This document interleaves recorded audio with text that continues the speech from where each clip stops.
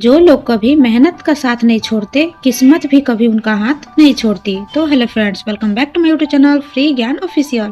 And आज की इस वीडियो में आप लोगों के साथ शेयर करने वाली हूँ मॉडर्न हिस्ट्री पार्ट 4। जैसा कि आप लोगों को पता होगा, अगर आप लोग मेरे वीडियो देखते होंगे तो part first, second and third जो है मैं आप लोगों के साथ शेयर कर चुकी हूँ। एंड ये पार्ट 4 है मॉडर्न हिस्ट्री का, क्योंकि आप लोगों को पता होगा कि मॉडर्न हिस्ट्री जो है बहुत लेंदी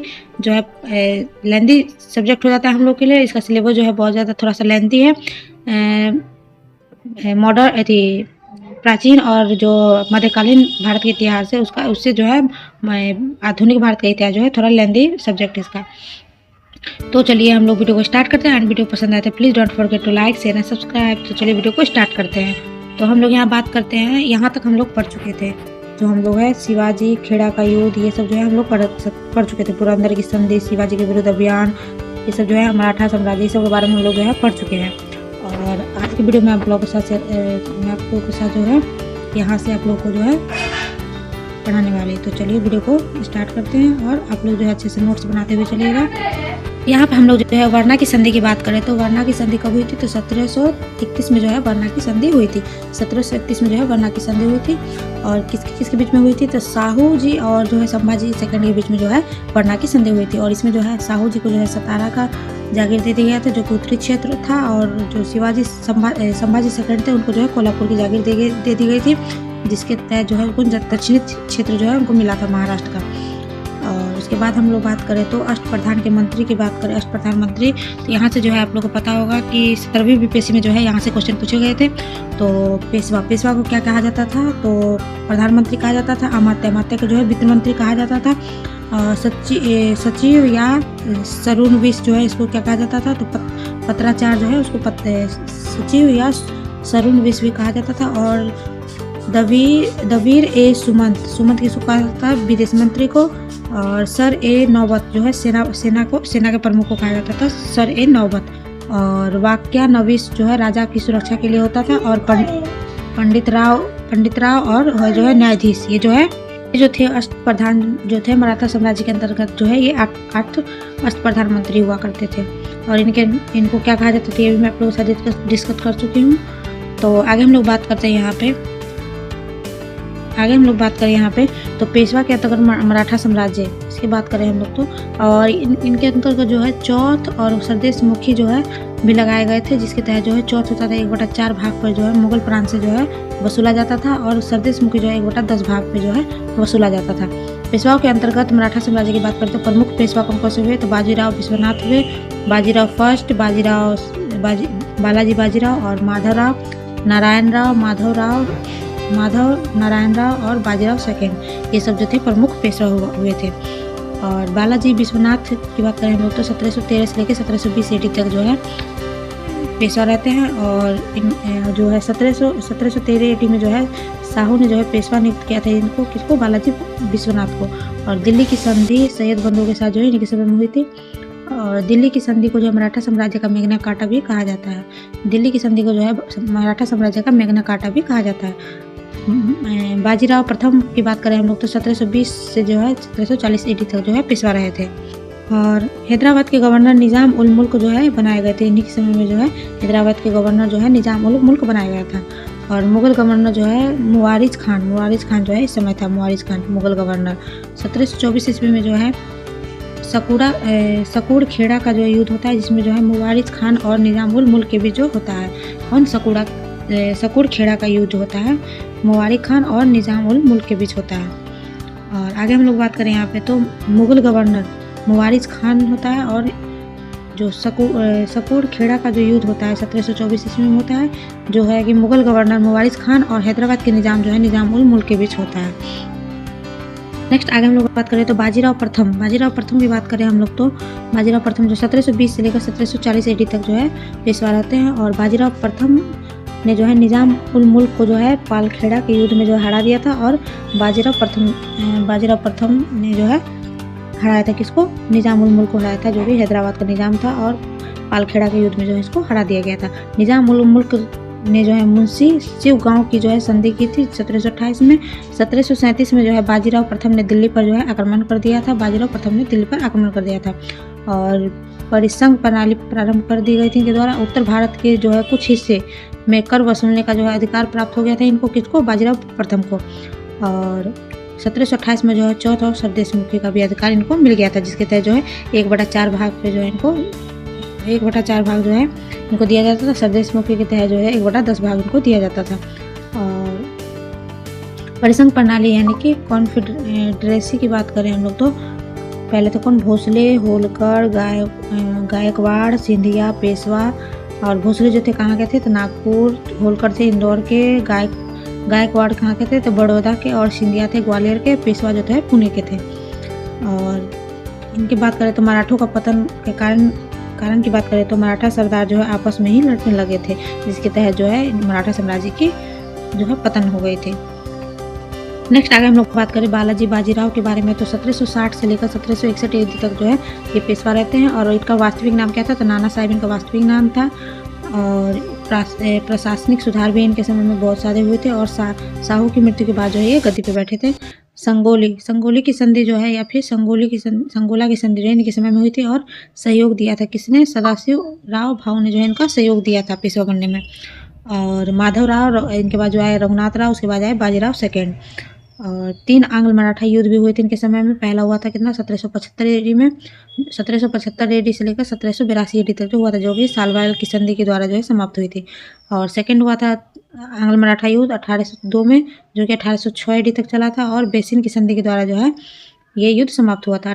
तीसरा जो हुआ था कब हुआ था, तो 1816 से लेकर 1818 ईडी तक हुआ था। और पूरा की संधि के द्वारा जो है ये समाप्त हुआ था, तीसरा आंग्ल मराठा युद्ध। हम लोग का मराठा साम्राज्य कंप्लीट होता है। नेक्स्ट हम लोग पढ़ते हैं अवध की तरफ। अवध की बात करें तो इसके संस्थापक कौन थे, तो सादत खां बुरहान उल मुल्क जो थे इसके संस्थापक थे अवध के। और स्वतंत्र था इस समय में, शक्तिशाली इसको बनाया था। और किसने, सादत खां बुरहान ने जो इसको शक्तिशाली बनाया था। और हिंदू मुस्लिम एकता पर बल भी दिया था। इसका जो दामाद था गद्दी पर बैठा दिया था, कौन था, सफदरजंग तो था अपने सादत खां बुरहान जो था, बुरहान उल मुल्क जो था अपने दामाद को जो गद्दी पर बैठाया था, जिसका नाम था सफदरजंग जो इनका नाम था। नेक्स्ट आगे हम लोग बात करें यहाँ पे अवध के बारे में, तो अवध के बारे में बात करें तो सादत खां जो था इसके संस्थापक थे। सफदरजंग जो है महानतम नवाब बनता है इस समय, जो कि सादत खां का दामाद होता है। और इसके बाद बनता है कौन, और ये जो है नवाब वजीर कहा जाता था इसको, किसको, सफदरजंग जो है इसको नवाब वजीर कहा जाता था। अबुल मंसूर जो है इसके समय में फेमस हुआ था। और सुजाउद्दौला जो कि 1761 में जो है पानीपत और किसके बीच हुआ था, तो अहमद शाह अब्दाली की तरफ से जो है ये लड़ा था पानीपत के युद्ध में सुजाउद्दौला। 1764 में जो इलाहाबाद की संधि भी की थी किसने, सुजाउद्दौला ने। आसफ उल दौला जो है लखनवी संस्कृति को बढ़ावा देता है। और इनाम वाड़ा जितना बनवाता था उतना ही तोड़वा देता था, क्योंकि रोजगार देने के लिए। जितना इमाम बाड़ा जो है कौन बनाता था, आसफ उद्दौला जो है इमाम बाड़ा बनवाया था। और जिसको जितना बनवाता था उसको उतना ही तोड़वा देता, ताकि लोगों को जो है रोजगार मिलता रहे। और नेक्स्ट बात करें हम लोग तो सादत खां सेकंड की बात करें तो सहायक संधि जो है यही साइन करता है। और वाजिद अली शाह जो है अंतिम नवाब होता है। और कलकत्ता निर्वासित इसको कर दिया जाता है वाजिद अली शाह को। इसकी जो बेगम होती है, कौन होती है, बेगम हजरत महल जो है वाजिद अली शाह की जो है बेगम होती है। और इनके ऊपर जो है कुशासन का आरोप लगाया जाता है। और इनकी पत्नी जो है कौन लगाता है, तो अंग्रेज जो है इनके ऊपर कुशासन का आरोप लगाया जाता है। और वाजिद अली शाह की जो पत्नी होती है बेगम हजरत महल। और नेक्स्ट आगे हम लोग बात करें, यहाँ पे हम लोग अवध कंप्लीट होता है। नेक्स्ट है जाट राज्य की बात करें तो इसके संस्थापक जो है बदन सिंह जो एंड चूड़ामन जो है इसके संस्थापक होते हैं जाट साम्राज्य के। सबसे शक्तिशाली जो राजा इसके रहे थे, कौन रहे थे जाट साम्राज्य के, तो महाराजा सूरजमल जो थे इसके जाट साम्राज्य के सबसे शक्तिशाली राजा थे। 1756 से 1763 ईस्वी तक जो है ये राजा रहते हैं। और जाट जाति का जो है प्लेटो कहा जाता है किसको, राजा चूरमल को जो है, महाराजा चूरमल को जो है, सूरजमल को जो है जाट जाति का जो है प्लेटो कहा जाता था। सिनवार वंश के थे, कौन थे, राजा सूरजमल किस वंश के थे, तो सिनवार वंश के थे। और भरतपुर को जो है अपनी राजधानी बनाए थे। आगे हम लोग जाट राज्य के अगले महाराजा की बात करें हम लोग तो अगले महाराजा कौन बनते हैं, तो अगले महाराजा बनते हैं राजा जयसिंह, जो कि 1681 से लेकर के 1743 ईडी तक जो है राजा रहते हैं। और इनके बात करें तो हमें सबसे बुद्धिमान शासक जो है यही इन्हीं को माना जाता है, कौन, राजा जयसिंह को। और ये जो है खगोल शास्त्री भी होते हैं, जो कि 5 वेधशालाओं का जो है निर्माण करवाते हैं। कहाँ पे, तो मथुरा में, दिल्ली में, जयपुर में, उज्जैन में और वाराणसी में। यहाँ पे जो है 5 वेधशालाओं को या जो है निर्माण भी करवाते थे। ये क्या थे, समाज सुधारक एवं प्रशासक भी थे। और गणितज्ञ में भी थे ये, विशेष इनकी रुचि थी। और इन्हीं के समय में जो है यूक्लिड की पुस्तक भी आई थी, जो कि एलिमेंट्स ऑफ ज्योमेट्री का जो है संस्कृत में इन्होंने अनुवाद भी किया। यूक्लिड की जो पुस्तक थी एलिमेंट्स ऑफ ज्योमेट्री, उनका जो है संस्कृत में अनुवाद भी किए थे। और जिज मोहम्मद शाही लिखी थी, किसने? तो राजा जयसिंह ने जो है जिज मोहम्मद शाही लिखी थी, जिसे जो है नादिर शाह जो है लूट कर ले गया था। और आगे बात करें मैसूर राज्य की बात करें हम लोग, तो इसकी संस्थापना कब हुई थी? तो इसकी संस्थापना हुई थी कब? तो विजयनगर के अवशेष पर जो है इसकी स्थापना हुई थी। और 1612 ईस्वी में जो है स्वतंत्र हुआ था मैसूर। और आयड़ वंश जो है यहाँ पे निवास करता था। और चिक्का कृष्ण राज्य जो है इसके संस्थापक माने जाते हैं। 2 मंत्री हुए थे प्रमुख, कौन कौन से? देवराज और नंदराज।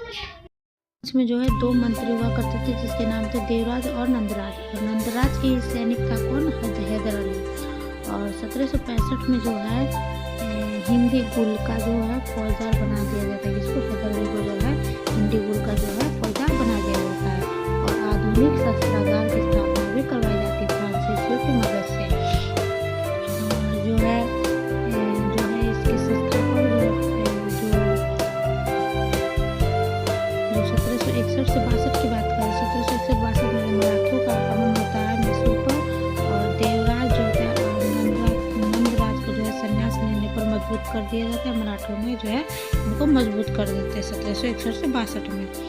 और उसके बाद हम लोग बात करें 1762 में अगला शासक कौन बनता है? 1762 में जो है अगला शासक कौन बनता है? तो हैदर अली जो है अगला शासक बनता है। और 1762 में जो है मैसूर का वास्तविक शासक हैदर अली बन जाता है। और जो है 4 आंग्ल मैसूर युद्ध होता है, इसी के समय में होता है। हैदर अली के समय में जो है 4 आंग्ल मैसूर युद्ध होता है, जो कि प्रथम होता है कब? 1767 से लेकर 69 ईस्वी तक जो हैदर अली जीत जाता है। और मद्रास की संधि के द्वारा जो है समाप्त होता है। प्रथम जो है वेरी लास्ट के माध्यम से किया जाता है। सेकंड की बात करें तो 1780 से 84 के बीच में होता है, जिससे मंगलोर की संधि के द्वारा जो होता है ये समाप्त होता है। और वारेन हेस्टी जो है इस समय वायसराय होता है। और तीसरा की बात करें हम तो 1790 से लेकर 92 ईस्वी तक होता है आंग्ल मैसूर युद्ध। और श्रीरंगपट्टनम की संधि के द्वारा जो है समाप्त होता है। और इसमें वायसराय कौन होता है? तो कॉर्नवालिस जो होता है इसमें गवर्नर होता है। नेक्स्ट बात करें चौथा की बात करें तो 1799 ईस्वी में जो होता है ये आंग्ल मैसूर युद्ध होता है। और इसमें जो है टीपू सुल्तान की मृत्यु हो जाती है। और जो है वायसराय इसमें कौन होता है? वायसराय इसमें जो है विलेजली इस समय वायसराय होता है। और जो हैदर अली का बेटा जो है हैदर अली, टीपू सुल्तान कौन होता है? तो हैदर अली का बेटा होता है। अभी हम लोग टीपू सुल्तान की बात करें तो 1782 से लेकर 1799 AD तक जो है अगला शासक टीपू सुल्तान बनता है। और आधुनिक भारत का सुल्तान जो है टीपू सुल्तान को कहा जाता था। धार्मिक सहिष्णु भी इसको कहा जाता था। और जो है नवी मुद्रा प्रणाली भी जो है ये चलाता है। श्रीरंगपट्टनम को जो अपनी राजधानी बनाता है। और सेना में जो है फ्रांसीसियों को जगह देता है। फ्रांस की क्रांति को भी जो प्रभावित करता है। और नौसेना के विकास पर भी बल देता है। और रॉकेट का मॉडल तैयार करता है। भारत में जो है पहली बार रॉकेट का मॉडल किसके द्वारा तैयार किया गया था? तो टीपू सुल्तान के द्वारा ही तैयार किया जाता है। और आगे हम लोग बात करें तो मंगलोर और मुलीदाबाद 2 बंदरगाह बनवाए थे। किस? मंगलोर और मुलीदाबाद जो है 2 बंदरगाह बनाए थे टीपू सुल्तान ने। और आगे हम लोग बात करें मैसूर युद्ध की बात करें हम लोग तो स्वतंत्रता का वृक्ष और मित्रता का प्रतीक जो है इसको कहा जाता है। सुल्तान को जो है स्वतंत्रता का वृक्ष और मित्रता का प्रतीक भी कहा जाता था। जैकोबिन क्लब की जो है स्थापना जो है करवाता है, तो टीपू सुल्तान जो है जैकोबिन क्लब की स्थापना करवाता है। यहाँ से भी क्वेश्चन पूछे गए प्रीवियस ईयर, आप लोग उठाकर देखिएगा तो वहाँ पे ये जो है क्वेश्चन पूछे गए हैं। और आगे हम लोग बात करें मैसूर युद्ध जो है तीसरा और चौथा जो है में हार हुई थी। किसकी? टीपू सुल्तान की। 1799 में जो है ये मारा जाता है टीपू सुल्तान। और टीपू जो कहता था कि गिदड़ की तरह 100 साल तक जीने से अच्छा है कि शेर की तरह एक दिन जिया जाए। इनका ये कथन था। और अच्छा, ये सच्ची बात है। बहुत लोग ऐसे आराम के चक्कर में सोचते हैं कि मैं 100 साल जीऊँ, 1000 साल जीऊँ, लेकिन ऐसा नहीं है। ऐसा नहीं है। अच्छा ये होता है कि हम 100 साल जो है गिदर की तरह जीने से अच्छा है कि एक दिन में हम लोग जो है खुल के जिए, अपने अपने बलबूते पे जिए, अपनी मनमर्जी से जिए। यही होता है जो कि उनका कथन था। अगर हम लोग पंजाब के बारे में बात करते हैं, पंजाब के बारे में बात करें हम लोग तो सिख गुरु जो है पहले इनके कौन थे पंजाब के गुरु नानक देव जी थे। वो जो है सिख गुरु के पहले गुरु थे। और ये इनका जन्म कहाँ था? तलवंडी में जो इनका जन्म हुआ था। और 10वें गुरु कौन बनते हैं? 10वें गुरु जो है गुरु गोविंद सिंह जो है 10वें गुरु बनते हैं। और गुरु गोविंद सिंह का जन्म कहाँ होता है? तो पटना में जो इनका जन्म हुआ था। समाप्त किया था क्या? गुरुपद जो होता है समाप्त किए थे गुरु गोविंद सिंह। गुरु गोविंद सिंह जो है गुरुपद को समाप्त कर दिया था। और अगले गुरु जो है गुरु ग्रंथ साहिब को जो है अगले गुरु के रूप में जो है मान्यता प्राप्त करवा दी थी। और बाहुल परंपरा जो शुरुआत किए थे, जिसके तहत जो है गुरुपद समाप्त कर दिया गया था और खालसा पंथ की शुरुआत कर दी गई थी। और आगे हम लोग बात करें खालसा पंथ में जो है क्या क्या था? तो पंचककार सिद्धांत दिया था किन्होंने? तो गुरु गोविंद सिंह जो है पंचककार सिद्धांत भी दिए थे, जिसके तहत जो है जो केस कंघा कड़ा और कटार और कच्छा धारण करता है वही जो है जो ये रखेगा वही जो है सिख कहलाता था। अफगान के द्वारा जो इनकी हत्या कर दी गई थी। और गुरु गोविंद सिंह की जो है हत्या कर दी गई थी। नांदेड़ महाराष्ट्र में इनकी हत्या कर दी गई थी। पंजाब में जो है मुगलों का प्रांत था। और इनके शिष्य कौन थे? तो बंदा बहादुर जो थे गुरु गोविंद सिंह के शिष्य थे। और 1708 से 1716 ईस्वी तक जो है ये। नेक्स्ट आगे बात करें हम लोग तो पंजाब के बारे में। पंजाब की बात करें हम लोग तो जकारिया खाने जो है सिखों को जमींदारी सौंप दी थी। और 1750 के पश्चात सिखों ने जो है मिसल स्थापित की थी, जिसके तहत जो है 12 मिसल हुआ करते थे। कनिंघम के अनुसार जो है मिसल का मतलब होता था क्या? समान, जो एक समान होता है उसको मिसल कहा जाता था। कुछ प्रमुख मिसल के नाम यहाँ पे दिए गए थे, आपको मैं बताती हूँ। राजा रंजीत सिंह जो है, तो यहाँ से मैं बताती हूँ आप लोग कुछ प्रमुख मिसल जो जैसे कि अहलुवालिया मिसल, जैसे कि जस्सा सिंह जो थे अहलुवालिया मिसल के थे। और शुक्र चकिया मिसल जो कि चरत सिंह के द्वारा जो स्थापित की गई थी। और ये इसी से जो है राजा रंजीत सिंह जो है इसी से संबंधित थे। किस मिसल से? तो शुक्र चकिया मिसल से जो है राजा रंजीत सिंह संबंधित रहते थे। नेक्स्ट भंगी मिसल से जो है छज्जा सिंह स्थापना करूँगा तो छज्जा सिंह। और जो उसके बाद है फुलकेरिया मिशन जो है संधू जाट चौधरी के द्वारा जो है स्थापित किया गया था। और शिवपुरिया मिसल जो है नवाब कपूर सिंह के द्वारा। रामगढ़िया मिसल जो है जड़सा सिंह और रामगढ़िया सिंह के द्वारा जो है किया जाता है। शहीदी मिसल जो है बाबा दीप सिंह के द्वारा जो है स्थापित किया गया था। सिखों का जो है उत्थान, इसके बारे में लोग बात करें तो सिखों के उत्थान की बात करें हम लोग तो जमारिया खान ने जो है कपूर सिंह को जमींदारी सौंप दी थी। और कपूर सिंह ने जो है दल ए खालसा का गठन किया था। दल ए खालसा जो होता है क्या था? धार्मिक सेना के रूप में जाना जाता था। कपूर सिंह की मृत्यु के बाद जो है जस्सा सिंह प्रमुख बने थे और दल ए खालसा ने प्रारंभ कर दिया था। दल ए खालसा प्रारंभ कर दिया। जस्सा सिंह ने राखी प्रथा की शुरुआत की थी, जिसके तहत जो 1/5% जो है टैक्स दिया जाता था। जस्सा सिंह जो है सुल्तान ए कौम की उपाधि धारण की थी। और ये हम लोग बात करें राजा रंजीत सिंह के बारे में। राजा रंजीत सिंह के बारे में बात करें तो 1792 से लेकर के 1839 AD तक जो है ये इनका कालखंड माना जाता है। और जमन शाह ने जो है रंजीत सिंह को जो है राजा की उपाधि दी थी। किसे? जमन शाह ने जो है रंजीत सिंह को राजा की उपाधि दी। राजा रंजीत सिंह जो थे प्रारंभ में क्या थे? तो प्रारंभ में जो है लाहौर के सूबेदार हुआ करते थे। और इन्होंने क्या क्या जीता था? तो लाहौर, अमृतसर, अम्बाला, फरीदकोट, ये सब इन्होंने जो है जीत लिया था अभियान के द्वारा। राजनीतिक राजधानी जो है लाहौर को बनाई थी। और राजा रंजीत सिंह जो है 2 इनकी राजधानी हुआ करते थे, जो कि राजनीतिक राजधानी जो है लाहौर को बनाए थे और धार्मिक राजधानी जो है अमृतसर को बनाए थे। और अमृतसर की संधि हुई थी कब? 1809 में जो है अमृतसर की संधि हुई थी। सतलज नदी के दक्षिण में जो है पूर्ण में विस्तार नहीं किया जाएगा, जिसके तहत जो है सतलज नदी जो है उसके दक्षिण की ओर जो है अंग्रेज जो अपना विस्तार नहीं करेंगे। और उसके बाद हम लोग बात कर रहे हैं, हम लोग तो अन्य विजय की बात करें तो 1818 में जो है मुल्तान विजय करते हैं, 1819 में जो है कश्मीर विजय करते हैं, 1823 में जो है पेशावर पर विजय प्राप्त करते हैं। आगे हम लोग बात करें तो शाह शुजा को सहायता दी थी और कोहिनूर हीरा जो है प्राप्त किया था। किससे? शाह शुजा से जो है कोहिनूर हीरा प्राप्त किया था रणजीत सिंह ने, और राजा रणजीत सिंह ने जो है कोहिनूर हीरा प्राप्त किया था। और त्रिपक्षीय संधि भी की थी। किससे? तो ब्रिटिश शाह शुजा और ब्रिटिश सेना को पंजाब से गुजरने का अधिकार मिल गया था इसके तहत, त्रिपक्षीय संधि के द्वारा।